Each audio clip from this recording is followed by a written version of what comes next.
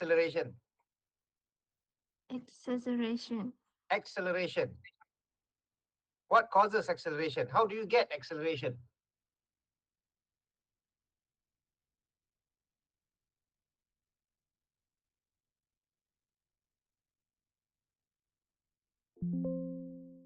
Uh,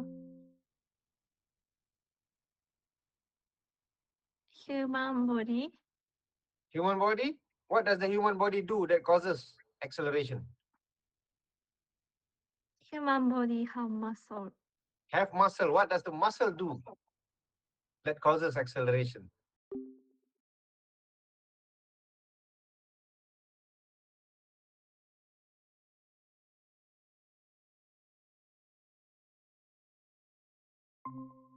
Acceleration comes about because there is force.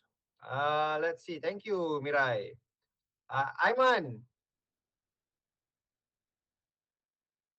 Aiman. Yes, doctor. Okay, Aiman. Who said that? Uh, who explained that to have acceleration, or the one that causes acceleration is force? Where do we? Sorry, can you Sorry. repeat? Can you repeat the question? Okay, who said or who explained that to have acceleration, Yeah. you need force? Newton. Newton. Okay, what did he say specifically? Uh, mm, Or what equation did he brought forward about this?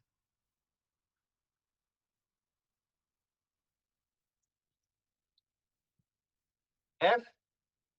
oh yeah, F equals to M. Ah, F equals to M M. mass times velocity. Okay, you just said only. I just say acceleration is dependent on force. No, Oh, force equals mass times. mass times speed. Hey, I'm, Wait. I'm just mass times acceleration lah. Oh. Oh yeah. Oh Okay. Okay. yeah, oh Sorry, yeah. doctor. Did you take physics in school or not? Did you take physics in school? Yes. Yes. But didn't remember Didn't long remember. time ago. I got to speak to your physics teacher, man. Sorry. Okay, so Newton mentioned that force equals mass times acceleration. Okay, so statics is the what do you call that? The absence of motion, the absence of acceleration. Means that a system that is in a what we call it a static situation. So it's not an absence of force, huh? It's absence of acceleration, motion. So that means if I have this bulb on my hand, if I have this bulb on my hand, is it moving? Let's see. Come on, you can volunteer to answer, so don't be shy. I don't have to call everybody's name. Um, let's see. We call Riza. No Riza. No Yes, Riza. doctor. Yes, no Riza. Is this bulb moving up on my hand here?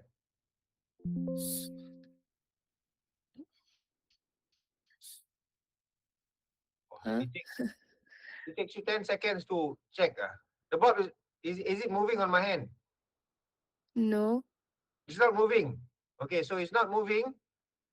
Is there acceleration? Mm, no. Do you take physics in high school? No.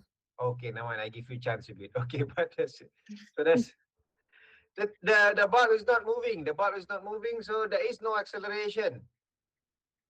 Yep. So do we consider this under statics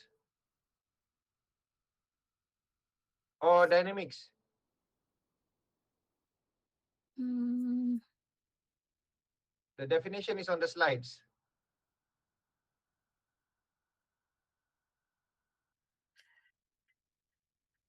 So is it statics or dynamics? under static.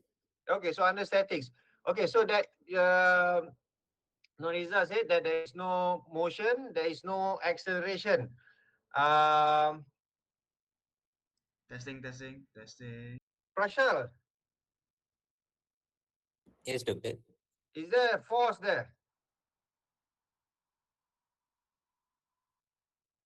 In dynamics, sir. Here, in this situation here, with this bulb here, is there a force? Yes, doctor. Where is the force? At the bulb there. Where? Which part? But it's not moving, huh?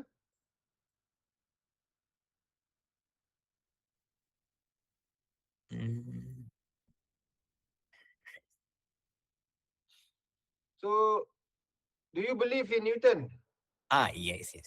Okay, so Newton said when there is force, There is acceleration. for a mass, a given mass, when there is force, there is acceleration, but this thing is not moving. So is there force or no force? No force, doctor. Does the object, does it have weight? Does it have mass? This one here, does it have mass? No, doctor. If there's force, the one will move. No, is there mass? This thing, does it have mass or not? That one has mass. Okay, so this one, it has mass. Yes. So it has mass means it has weight, correct? Correct. Where does the weight move towards? Gravity. So the weight is downwards, correct? Downwards, yes. Okay. So its weight is a force, yes? Yes, doctor. Force caused by gravity. Yes. So now there is force or no force in this situation? Yes, doctor. Got. Why is it not moving then? If Newton say when there's force, there must be acceleration.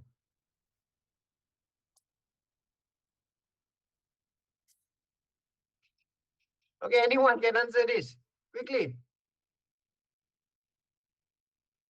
We're having Raya in a few days, so better answer quickly, please. Hari Raya coming up. I also want to go celebrate. So please don't make me wait so long. There is force. There is force because there is gravitational pull on this object, but it is not moving. That means there's zero acceleration. So you consider this statics. Where did the force go to?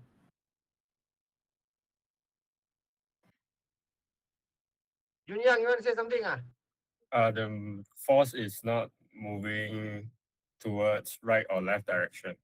Yeah, it's going down. But this object is not going down. Why is it not going down, Junyang? Because you are holding it. And therefore?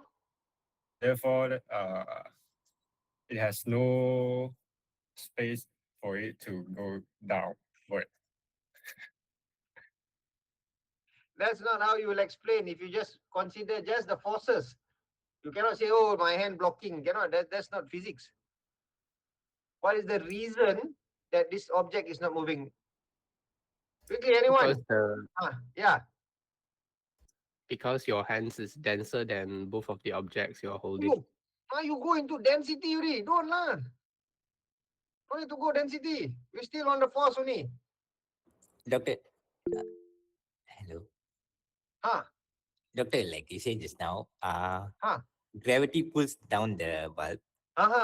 Hand push upward. It's on the bulb was on. My hand not moving now. Yeah, not moving. The No. force is. This is still under Newton, huh? Yeah. This is a different one, not about not second law. This is the third law of motion for Newton. Okay, somebody said something just now. Who typed something? Mana pergi? Where was it? Who said something? Aiman. Yes, Aiman. Yes, doctor. What is it? there is force reacted to the gravitational pull. Okay, nearly there lah. It's called reaction force, third law of motion. Also under Newton. So because Newton, when he said F equals FA, he also realized that when the apple goes onto the floor, then the apple doesn't move anymore. Apple is not moving downwards anymore, it stopped because there's ground. What happens when he hits the ground? He hits the ground gives back a reaction upwards. Reaction upwards. So that reaction is the exact opposite in direction with the same magnitude. So if this weight is say, okay, just assume now 1 kilogram. So that's about 10 newtons of force downwards. If I don't have a hand here, my hand is not touching the bulb, it will drop. Okay, it will drop. But when it touches the hand, it's in contact with the hand. There's contact forces, reaction, contact forces.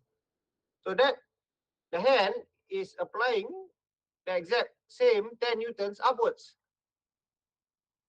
So when 10 newtons upwards, 10 newtons downwards, so the sum, okay, of forces is equals to 0. Therefore, when the sum of forces is equal to 0, there is no motion, there's no acceleration.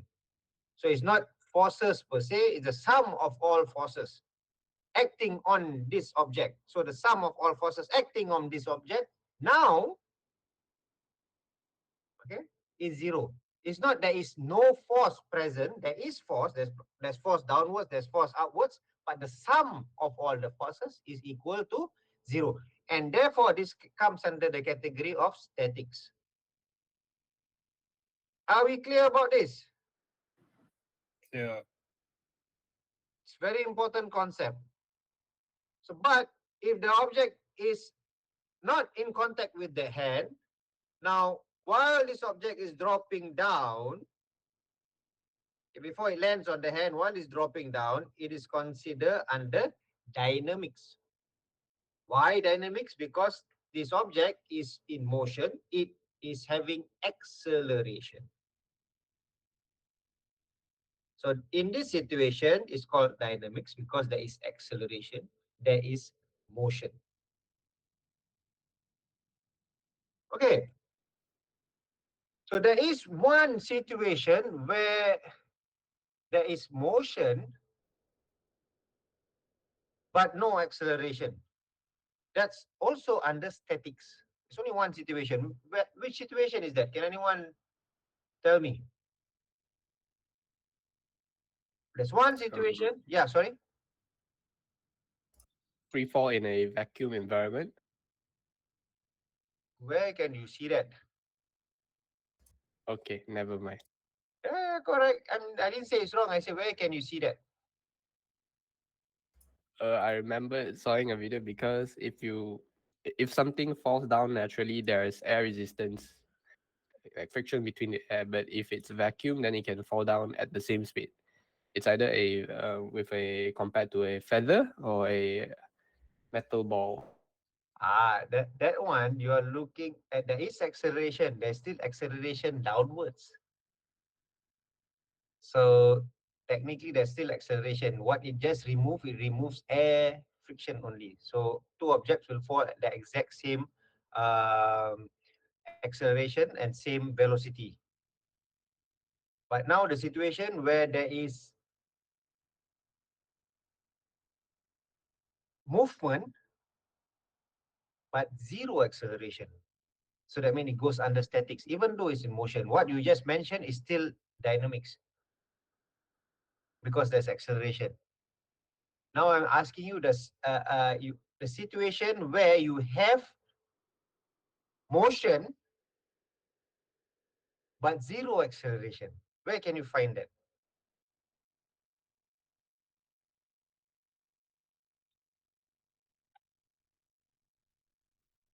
Anyone? Let's see. Call some people who haven't answered yet.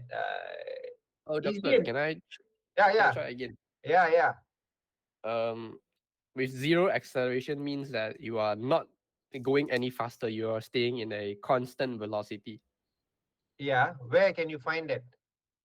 For example, you're on a train. So if the train goes at 100 kilometers per hour for a long period of time without changing speed, like going to 110, 120, so there's no acceleration. Nearly impossible to get on the train. Because Yeah, but is the concept correct? Concept is correct. But I asked, where can you find it? This situation. Okay. Idea is correct. Using the train is not 100% correct. But Isdin is going to answer it for us. Isdin. Yes, sir. Where can you find this situation, Isdin?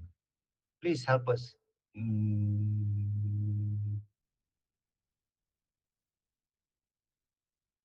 Hmm. Huh. Hmm. Have you watched Star Wars before? Oh, not really, sir. Not really. Yeah. Where is the mostly Star Wars? Where do they have their battles? The spaceship battles. When the spaceship fight each other, where do they have it in? On space, So what can you see in space? there is no gravitational pull. So there's no gravitational pull, therefore Therefore, there an object that is moving will, if the object is but just, the velocity is constant. so because if there is no propulsion, if the object has no propulsion, it will move. It will continue to move until it bangs another object, or there is a propulsion, some form of propulsion. If there is no propulsion, there's no object blocking the pathway. The object will continue to move perpetually at the same velocity, and I think it doesn't stop because there is no force acting on it. But this only happens in outer space, away from gravitational pull. So as you probably have heard before, one of the big issues in space now is the space debris, junk from all the hundreds of satellites sent up, the space shuttles and flight and whatever, all sent up. And they release junk when they reach up there. They release their fuel tank, their boosters, whatever, the covers for the boosters, the covers for the capsule, whatever. So, and it's been going on since 1950s, 1960s. So every year they send like 60, 70 different satellites and whatever, what do you call it, flights to outer space. So now the problem is that there is a lot of space debris because it doesn't go away. It orbits around the Earth because it is pulled slightly by gravity. So it doesn't fly off into outer space. It still rotates around the Earth. And it continues to move because the pull of gravity is not hard enough that it doesn't get pulled into the atmosphere, but it continues to move around the Earth at a constant. It won't stop until it hits something. Okay, so in that situation, it is still called statics, where the acceleration is zero. Even though there is motion, it's called statics. Okay, because the sum of all forces acting on it is still zero. Okay, so that is statics and dynamics. Elaborate explanation to a very simple, what do you call that? Simple concept. Okay, so then we have kinematics and kinetics. Kinematics is when we look into the motion of the object. What is the velocity of the object? What is the acceleration of the object? How far did the object travel? What is the displacement? That is kinematics. We are not concerned about the cause of the motion. The forces or the torque behind the motion, we're not concerned about that. Then that is kinematics. If we take into account the forces behind it, then that is kinetics. Okay, so we look at the force that causes the motion, the force that causes the motion to stop, the friction, the air friction, the torque, the muscles apply force onto the segments that are attached to joints. Therefore, the output is a torque, rotating force. How much rotating force was applied to the javelin that caused the javelin to travel? Then that is to do with kinetics. If you just look at the javelin, oh, the height of the javelin, the flight time of the javelin, how far the javelin went, what was the speed of the javelin, what was the acceleration of the javelin at release. So those are kinematics. If we take into account the forces, we take into account the air friction, that is kinetics. All right. Or, okay, that's explanation here. I didn't have to tell my story. Okay, now you can see the story in the slides on your own. Okay, this is kinematics and one is kinetics. Okay, then we have the term kinesiology or sports science. Kinesiology in US, it has been roughly or loosely used as a replacement for sports, and they don't use sports science so much in the US. So that's why they have this term kinesiology. So kinesiology, to be exact, is to do the study of human movement. So kinesiology can help explain a bit about biomechanics, or in some instances, it is considered sports science in the US. So in this part of the world, we call it sports science. So then we have sports medicine. So sports medicine, to some extent, to parts of it is related to human movement as well. But specifically, they are looking into injury prevention and rehabilitation. So the big difference with sports science will be sports science also look into some parts of it, look into injury prevention, but for the majority of it, we are looking into performance. So sports medicine, they're not so concerned about performance. They are looking into injury prevention, make sure that the athletes don't get injured, and if they get injured, how to make them better as fast as possible. Okay, so that will be the concern of sports medicine. But sports science will be, trying to get the most out of the athletes. So questions and problems studied under biomechanics. Now these are all real-world problems related to different subtopics in biomechanics. All right. So for example, this one is to do with gait and posture. That will be the subheading. And then the question that we might study in biomechanics related to this gait and posture I wish I had will be enough time how to do cover toddlers learn to everything, but I balance don't. their torsos So I'm on going to little pick up. legs unaccustomed to walking. So this one might cross the realm of motor control as well. So yeah, for kids, really small kids, they haven't walked before. How, if you just sit down and think about it, a human that has not learned to talk properly yet, so that means they cannot understand instructions properly. How do they learn to walk from a situation where they cannot walk?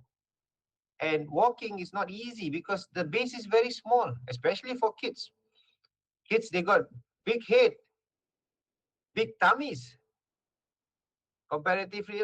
As you reach teenage, what do you call it, 11, 12 years old or teenage level, kids, 1, 2 years old, their head is much bigger relative to the body. So having a head that big, so high up, obviously makes it a bit more difficult to maintain balance. So now, and then you have a very small feet, and then your muscles are not developed. How in the world do they get themselves up and keep themselves upright without falling? And from there, actually learn to walk. Okay, so that is a very interesting question, and it has a very complex answer. Okay, if you think about it, right, this kid cannot comprehend what we are trying to tell them. They have underdeveloped muscles. They have a big head, which causes them to be more difficult to keep balance compared to an adult. And we have all these things going against them, but still they are able to be upright and also walk. That is very interesting, very intriguing question, and the answer is very complex. And you will learn this as we go along in your biomechanics journey. So then we also, under gait and posture, we also might look into walking and running. This is a big deal, something that we cover not so much in your basic biomechanics, but definitely in your applied biomechanics. So we look into walking and then running. And then what's the difference between walking and running? Is it the same? Well, it is not the same. What's the big difference? And why do we run? Why can't we just walk fast? Okay, so those are very interesting questions. We also look at it in the animal world as well. Okay, so for example, we look into cheetahs. Okay, cheetah is one of the no, it is the fastest land animal. Okay, how do they run that fast? Is something that has been looked at for many years. Obviously, we can't replicate that because they use 4 feet, we use 2 feet. So, and they have a very flexible, what do you call that, spine that's able to hyperextend and stretch to give them this extreme reach. And their body is designed for high-speed running. So if you compare cheetah to a tiger or a lion or a puma or leopard, you can see cheetah is built very differently. Okay, they have very narrow bodies, very slim. The muscles are very small, but the percentage of white fiber muscles are high, meaning that they have ability to contract the muscles. You will learn this in physiology. Contract the muscle very forcefully, very powerful muscle because more white fibers, and able to contract very quickly. But it is not very well capillarized, meaning that it will not last very long. So cheetahs cannot sprint for a very long time. So they have to chase their prey and they have to get it within a few seconds, less than a minute. Because after that, their speed will drop dramatically. And then they need to rest for a long time before they can do it again. Okay, so it's they're built differently. So that's a very interesting question also in biomechanics. Okay, how do we transition from walking to running? Why do we transition from walking to running? What's the difference between walking and running? And we will do that in the applied biomechanics. So then this is one probably not real world. This is out of this world problem, but it has been a constant issue with astronauts, where going to outer space.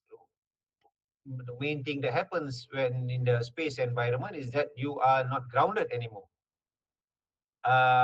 One of the things that happens once you start walking, if you're a kid, you're 1-2 years old and you start being upright and start walking, is that you start to stress your bones, especially the tibia and femoral bone. So these bones are normal thickness. When you are born, these bones have the same thickness as any other bone in the body, same like your humerus, radius, ulna. The thickness is about the same. The strength is about the same. But once you start to walk, that means you apply stress. That means these bones have to support body weight the whole time. Whenever you're walking, upright, standing, running, even running is even more. Not only support body weight, have to support 3, 4, 5 times body weight because you start jumping. So there's more reaction force when you jump, when you run. So these bones become stronger and stronger because of the load, because of the stress of your body weight, which comes from gravitational pull. And this stops to exist when you go to outer space. So this is a big problem for those in the space station. Those who pay $30 million to go for the space ride, that one different story. You go up into space for half a day and then you come down. You don't lose bone mass. Don't worry. If you got 30 million to spend, you want to be a space tourist, you go for half a day in space. That's about it. You don't lose bone mass. But if you are in the space station 6 months, okay, anything more than 6 weeks, okay, you start to lose bone mass. Why? Because your body is very smart. It's a biological system. This is a pretty cool thing. What is a biological system? Anyone tell me? Since you all going to be falling asleep now, better I catch some people. What's so cool about a biological system? Lim Chun Shen. Yes, sir. Okay, what's so special about a biological system?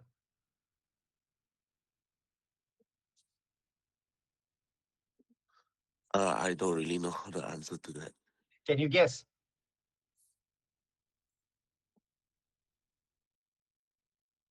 Peculiar about biological system that doesn't that is not available in a mechanical system.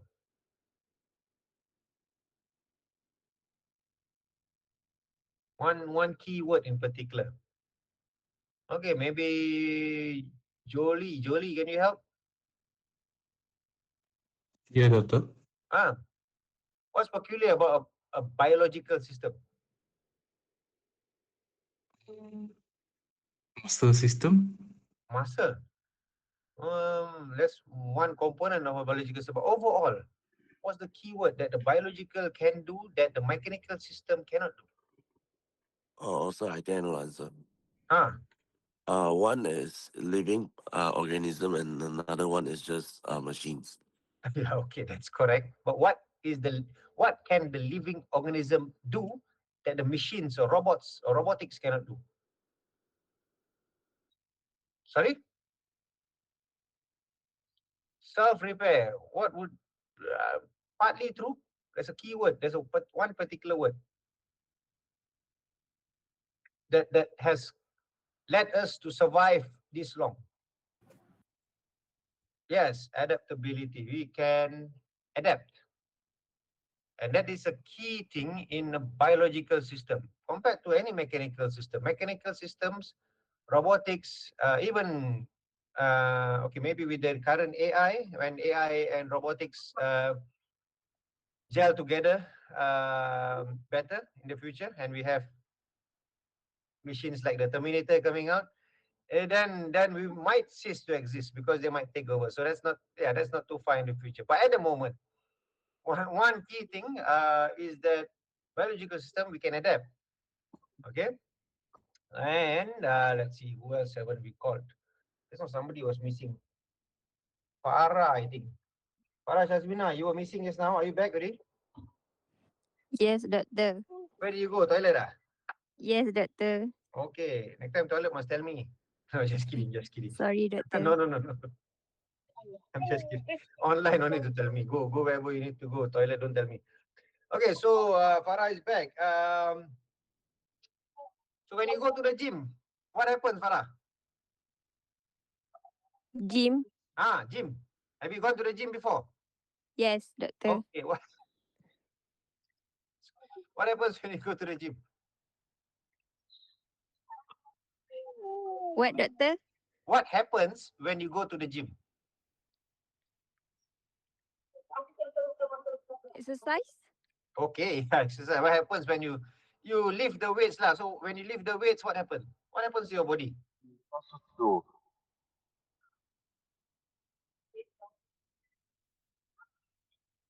It becomes what?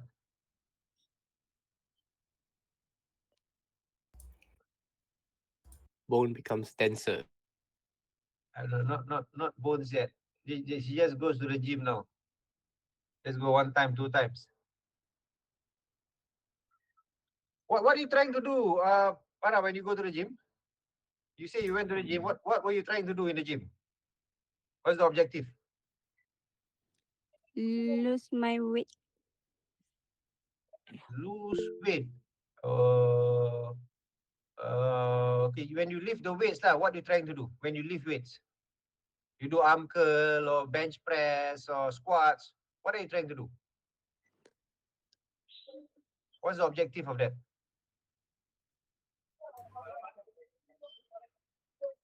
To become? With muscle. To become before muscle. The objective is to become stronger. Maybe. Yeah, so you go to the gym, you lift weights. If you lift weights, you want to become stronger. Okay, Yes. so you want to become stronger. What happens when you become, what you're trying to do is that you want to build muscle. So you want to make your muscle stronger. So, and it can become stronger. Why it can become stronger? Because it's a biological system. Okay, so it adapts. Okay, it adapts. That's a big thing about biological system. It adapts. So if you keep on lifting 10 kilograms of weight for 2 weeks, every day you lift 10 kilograms of weight, and then your muscles become stronger. Okay, so that's the big idea, because it can adapt. Right? So that's the biological system only adapts. Okay, so then we call someone else. Alia. Alia. Yes, doctor. Okay, so now you're already strong. You lift 10 kilograms, and then if you continue to lift 10 kilograms, another 2 months, you lift 10 kilograms. What will become of you? What happens to you? I did. Can you off your mic? I did. Sorry, doctor. Can you repeat the question? Ini Alia mana yang jawab ni? Ada dua Alia. Not me. So which one is answering? Alia Najwa. Yeah, Okay, okay, Alia Najwa. So if you continue to lift 10 kilograms, after for the next 2 months, you continue 10 kilograms. What happens to your body?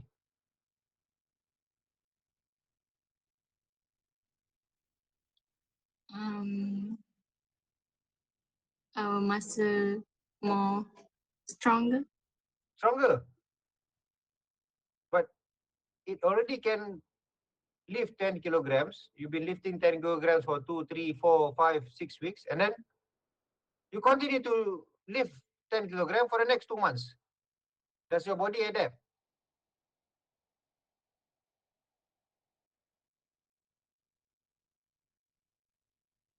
Okay, the body will cease to adapt. It will just maintain. So if you want to become stronger, but you continue to lift 10 kilograms, then the body will not become stronger, because it's the same weight, it's the same stress. It doesn't adapt. So biological system adapt when there is stress. Okay, so when there's stress, they adapt. Then they become stronger. If you are living in the Arctic or Antarctic, okay, you are from Malaysia, then you move to the Arctic, you buy a house in the Arctic region, whatever, and then you sub-zero temperatures all the time. After about a few months, you will see that you will have more body fat. Okay, even though you eat less, you will have more body fat, because your body will want to try to fat yourself up to keep heat, to retain heat. Your body wants to adapt. Your body needs to adapt for you to survive. The stress is coming from the cold, the lack of heat. So then the body adapts by storing more fat. So this is a very important part of a biological system. It adapts. It adapts from stress. And it's also the big idea behind exercise. You exercise is what you do in exercise. You are stressing the body. You're stressing your cardiovascular system when you go for a run.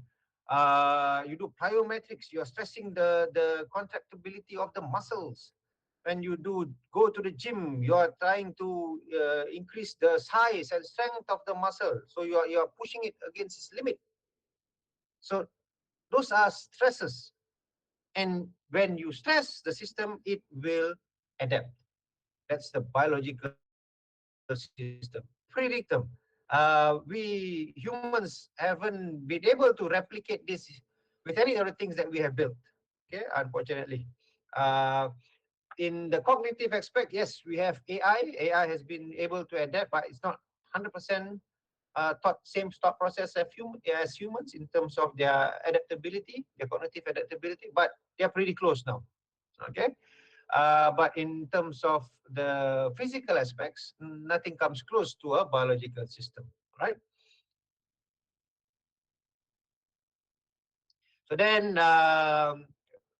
the loss of bone density obviously is not an issue in space only, but the research that we have done with bone loss in space also translates to bone loss on Earth.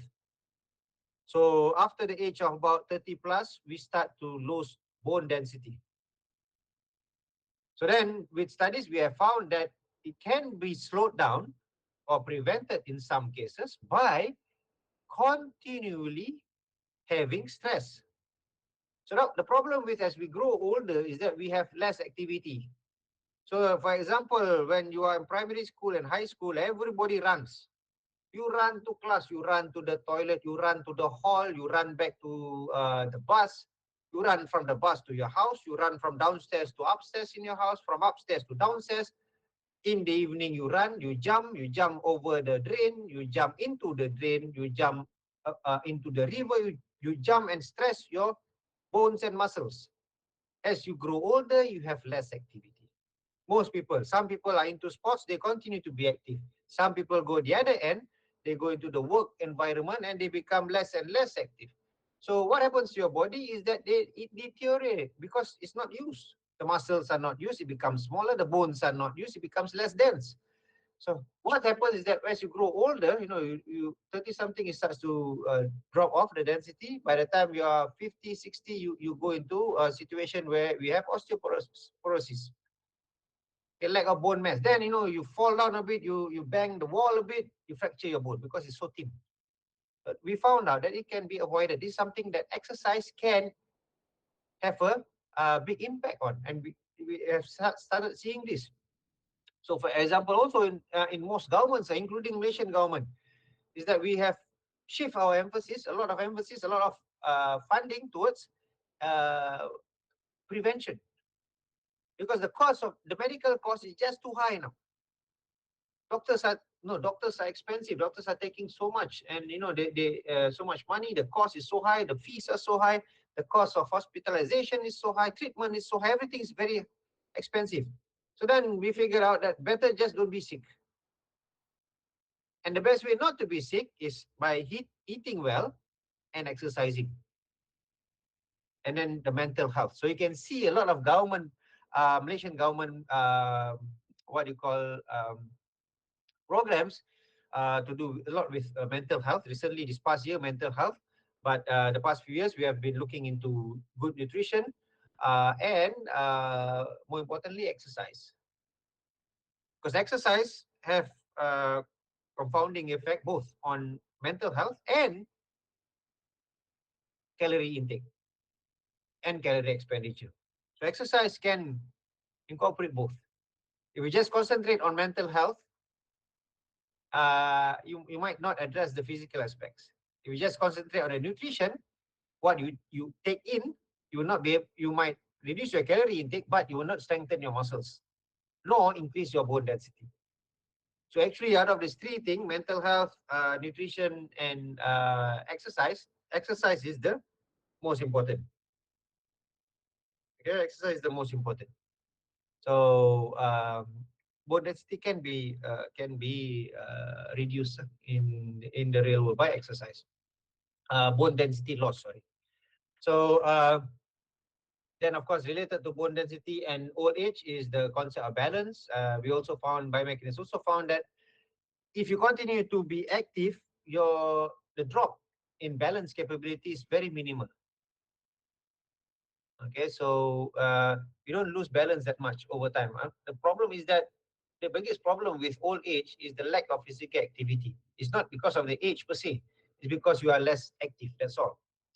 Okay, so then we also look at disease state, special population. So one of the things is cerebral palsy. Cerebral palsy, muscle control is limited. The way that we control and activate our muscles and rest our muscles when not in use is limited when we have CP.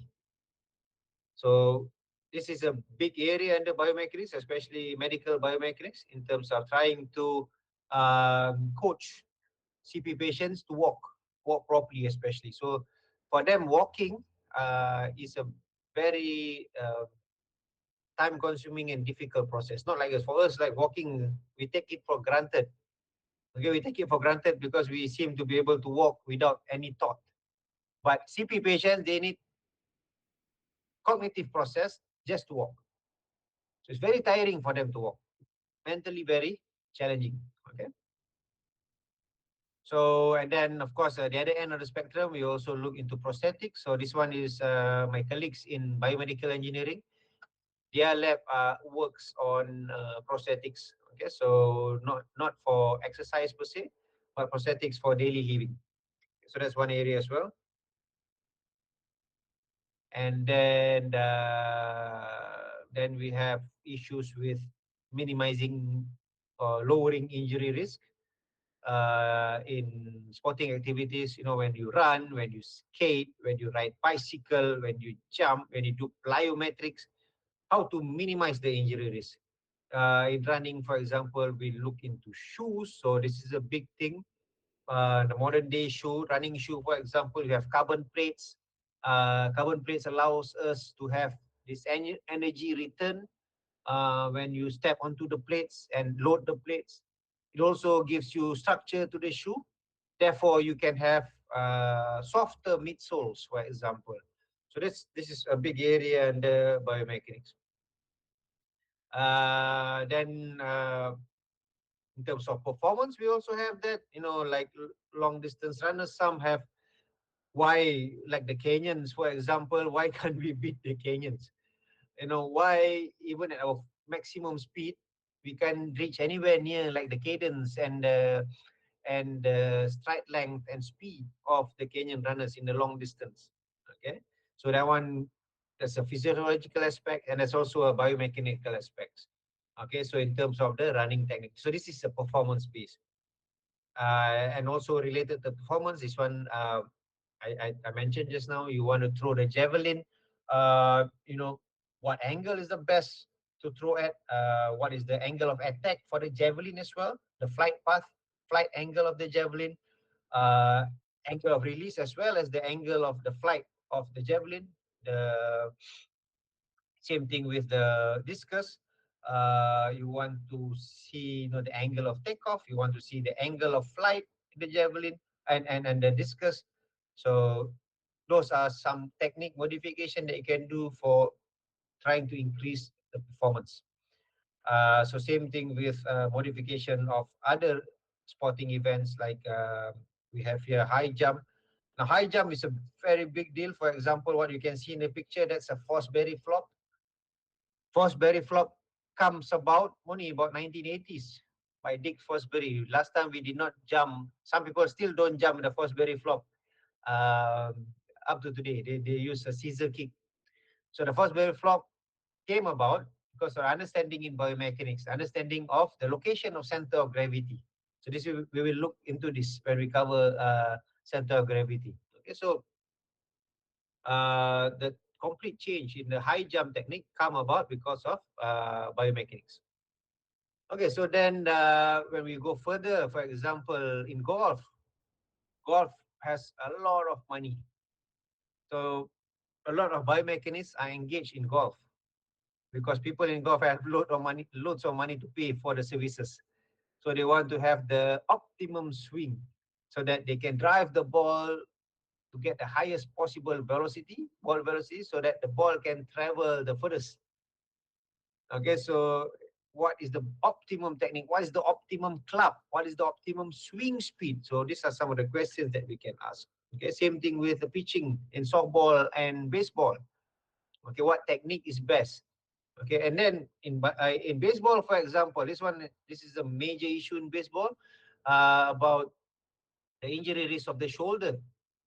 So in baseball, you need to internally rotate. When you want to throw at high speed, the best way to do it is by internally rotating your shoulder.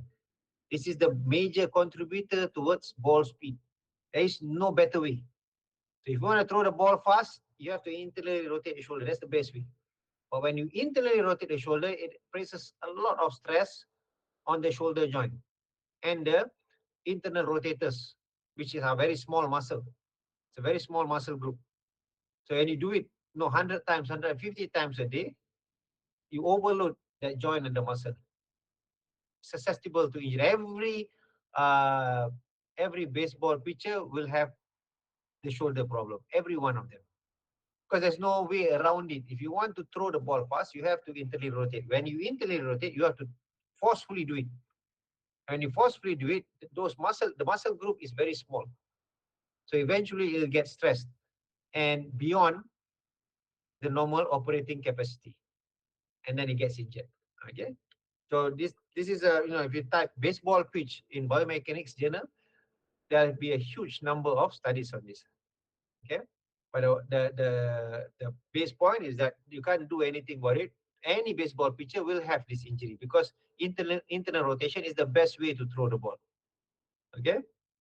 And then weightlifting, in from biomechanics, we learned that, if you want to have good weightlifters, you need to profile athletes. You want athletes that have shorter legs so that there's lower center of gravity, shorter what do you call that, stature as well overall, because so that the bar doesn't have to travel so high up.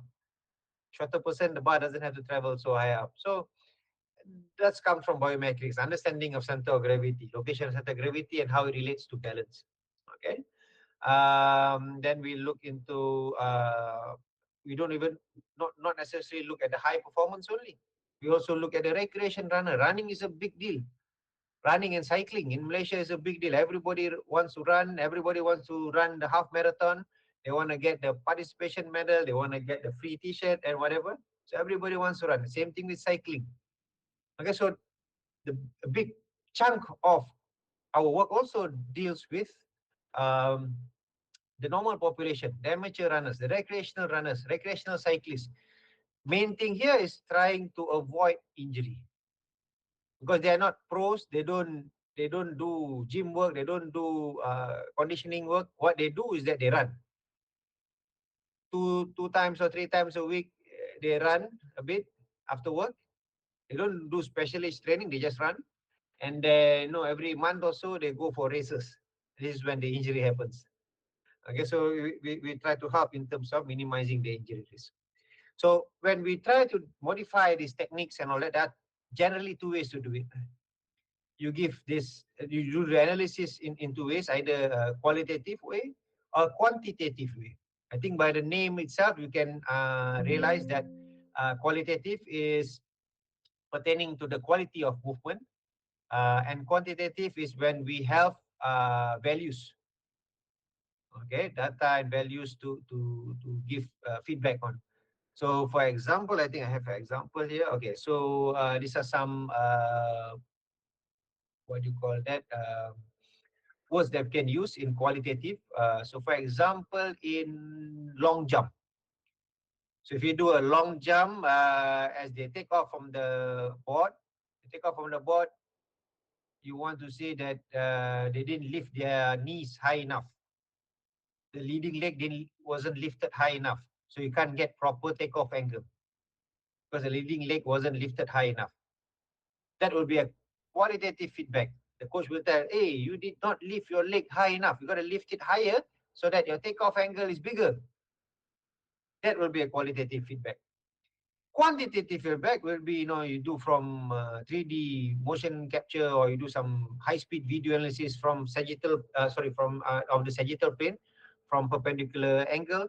And you can say, oh, you need to lift your knee by about another 10 degrees so that your takeoff angle will increase by 3 degrees, because you do modeling from the video.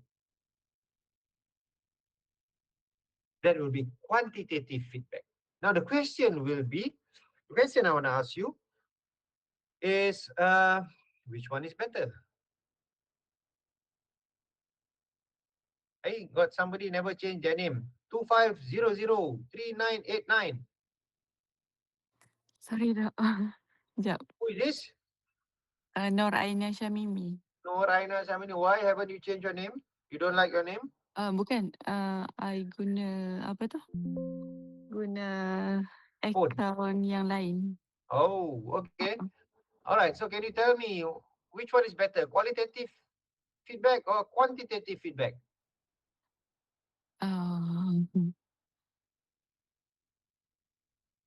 Alamak. Alamak. Quantitative ke? Sekejap, Dok.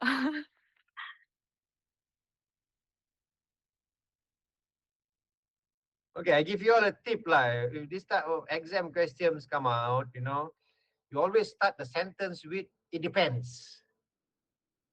Okay. So in the exams, when you have to start, which one is better, this or that? And then you can say, if you're not sure, then you sit on the fence. You say, it depends. It can be either one. Okay, so now you're on the fence and you might not get the full marks, but at least you won't get zero. Okay, there is no right or wrong answer.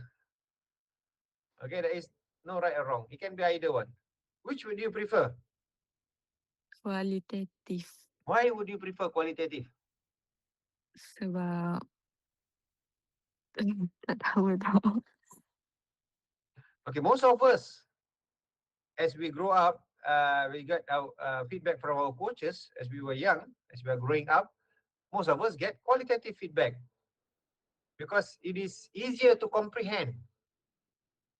They say, hey, the coach say, hey, lift your knees higher up a bit when you take off so that your takeoff angle better. Okay, straight away you can register that. Then biomechanics comes in and say, hey, lift your knee another 10 degrees and then your takeoff angle will increase by 3 degrees. Then you'll be thinking, how do measure 10 degrees? How do I increase by 10 degrees? How does that look like? Okay.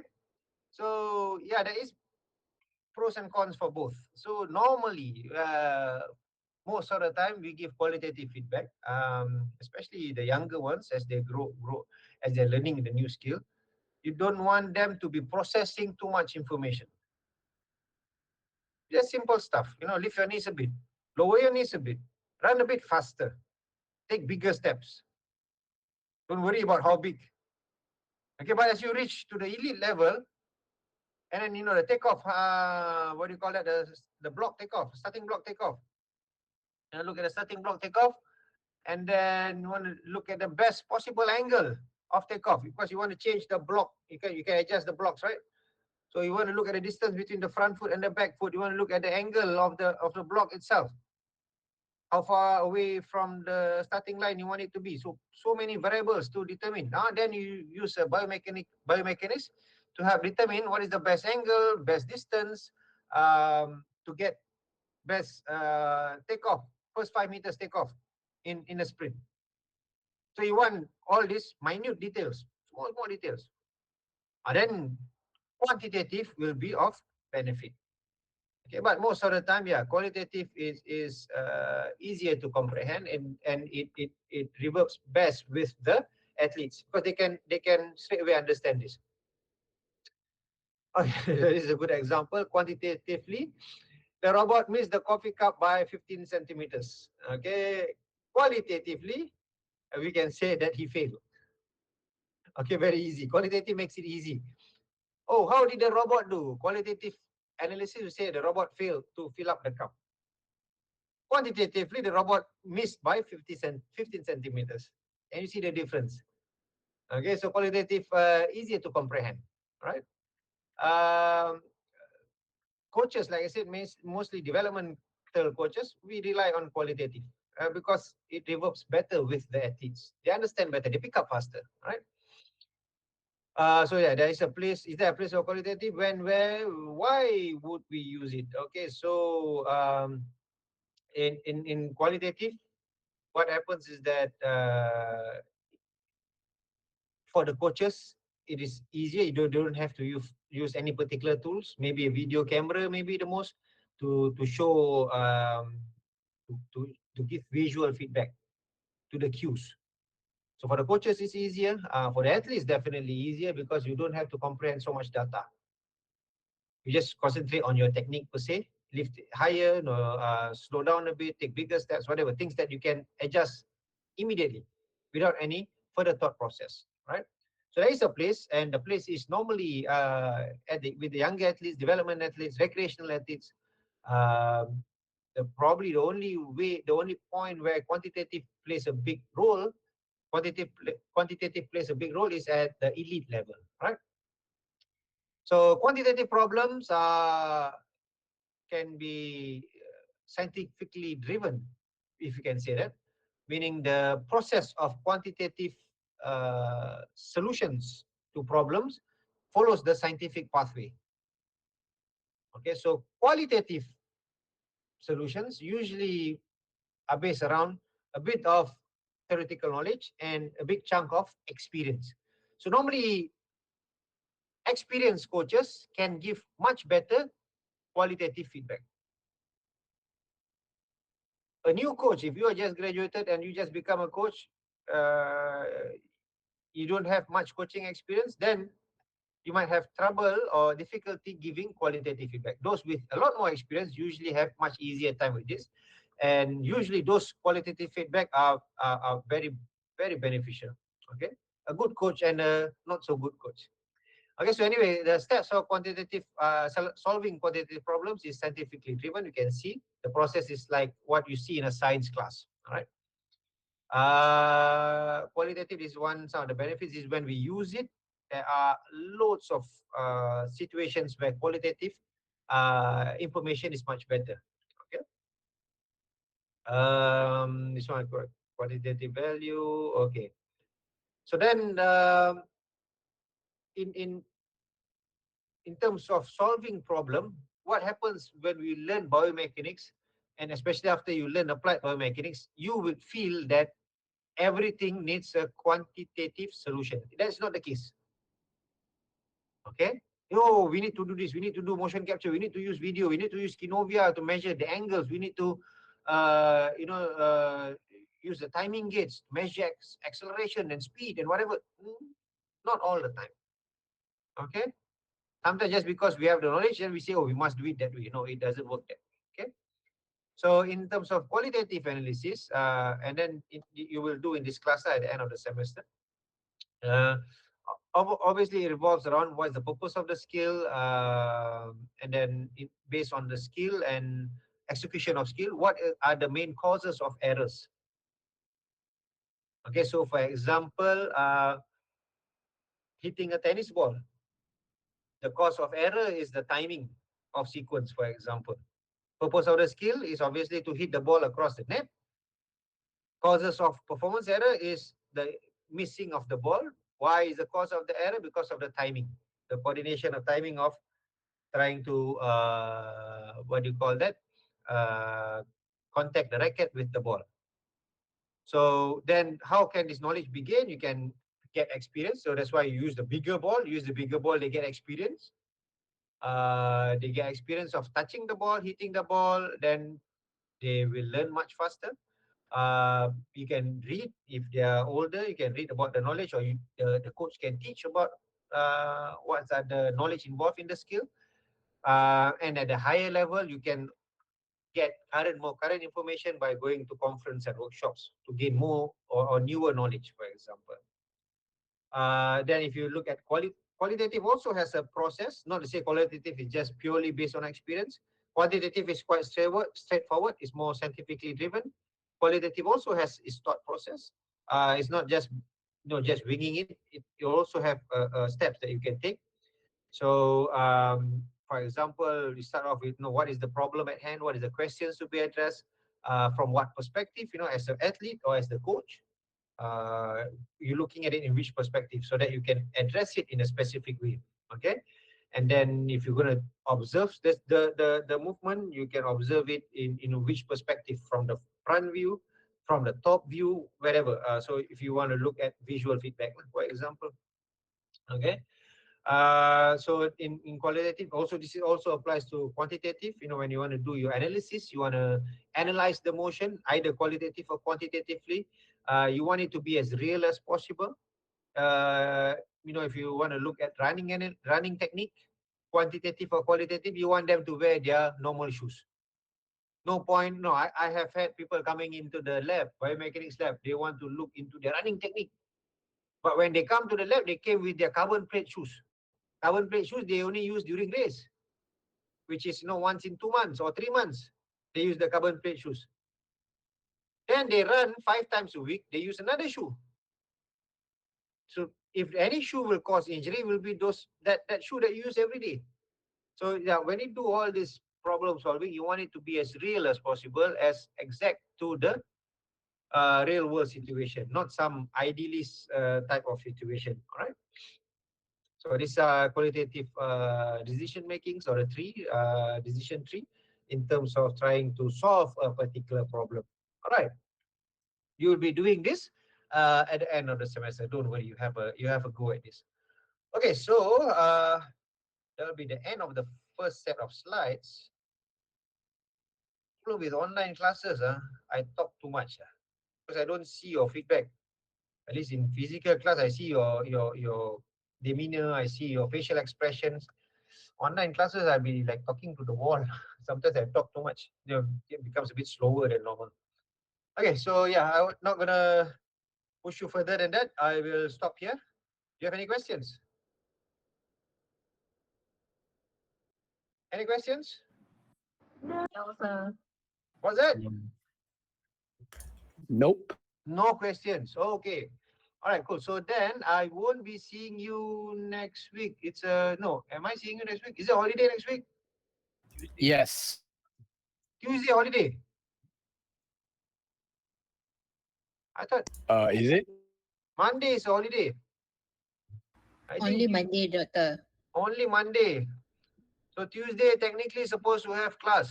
I think they sent out 23rd, 24th is supposed to be online classes as well, right?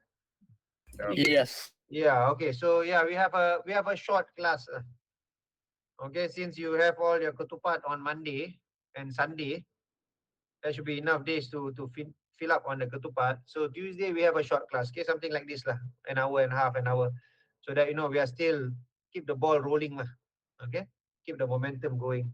All right. So then the following week we're back to physical classes again. All right. So yeah, next week I'll see you online again, same time, 9 o'clock to about maybe 10:30, 10 or 10:30, short one only. All right, so that we keep the momentum going. Okay, there's no questions. I will see you guys next week. Did we take a picture already? Where is my ketua class? Yes, doctor. Yun yang mana? Satu lagi ketua kelas mana? Tak datang? Masih. She online? Is she online? Don't think she's online. Okay, No, now she- you just take a picture, Junyang. All right. Okay, so hold on. You just take a picture of the list at the side there, just in case my Google report doesn't come out, but normally it does. Okay, so you get a list. Okay, so if there's no questions, I will see you guys next week. If I'm not, obviously I'm not going to see you until Raya, after Raya. So those who are celebrating, please have a great Hari Raya. And those who are not celebrating, also please have a good Raya. Go and visit your friends. This is the best time to eat good food. Okay, those who are in KL, it's the best time to go around KL because KL will be empty. I will be in KL as well, so I'll be going around KL as well. The best time to go around KL. Okay, so yeah, that's it from me. If you have no questions, thank you very much. I'll see you guys next week. Okay, bye. Thank you, doctor. Thank you, Bye-bye. doctor. Thank you, doctor. Thank you, doctor. Selamat Hari Raya, doctor. Okay, Thank you, thanks. doctor. Bye. Bye.